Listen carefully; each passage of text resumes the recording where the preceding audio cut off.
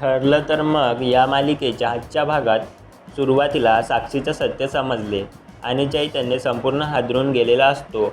आपण या मुलीच्या जाळ्यात कसं काय अडकलो हा प्रश्न त्याला सतत सतवत असतो. त्याचा राग इतका अनावर होतो की तो लगेच खाली जाऊन साक्षीला याबाबत जाब विचारणार असतो. पण अर्जुन आणि सायली त्याला अडवतात. इतक्यात अश्विन सायलीला मेसेज करून सांगतो साक्षी वर येत असल्याचं.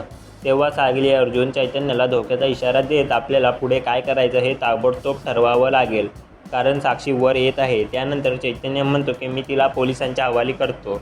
यावर साई अर्जुनचं म्हणणं असतं की आता घाईपणा करून चालणार नाही, कारण आपल्याला शांत डोक्याने विचार करावा लागेल.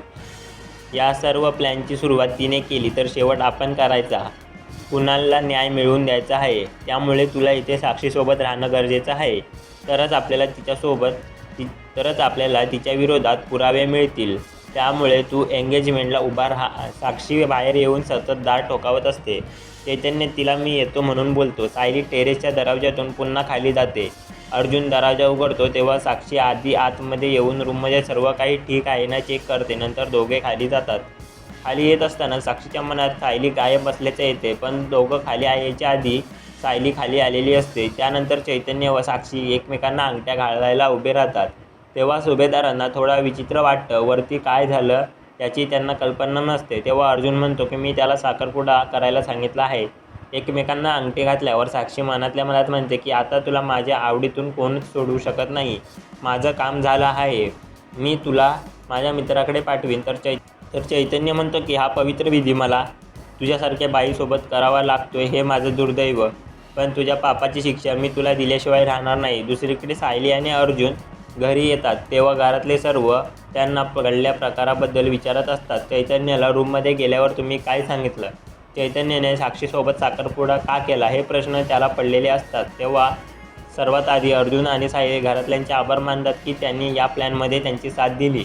चैतन्य आमच्या सांगण्यावरून साक्षीशी साखरपुडा करायला तयार झाला. आता तो तिथे राहून आपल्याला त्यांच्या विरोधात पुरावे शोधून द्यायला मदत करेल. अश्विन चैतन्याच्या जीवाला धोका असल्याची चिंता व्यक्त करतो. तेव्हा सायली म्हणते की आता तसं होणार नाही. पूर्वी साक्षी चैतन्यसोबत खोट्या प्रेमाचं नाटक करत होती.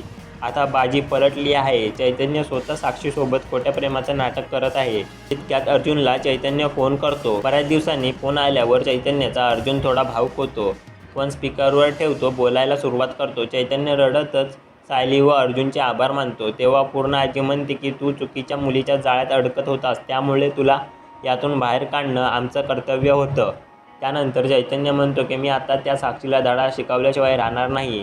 फोन ठेवतो तर मागे साक्षी उभीच असते. आधी त्याला वाटतं की साक्षीने त्याचं बोलणं ऐकलं असेल, पण काही नसतं. साक्षी लगेच चैतन्याला लाडीगोडी लावायला लागते. म्हणते की सुभेदारांपेक्षा माझं तुझ्यावर जास्त प्रेम आहे.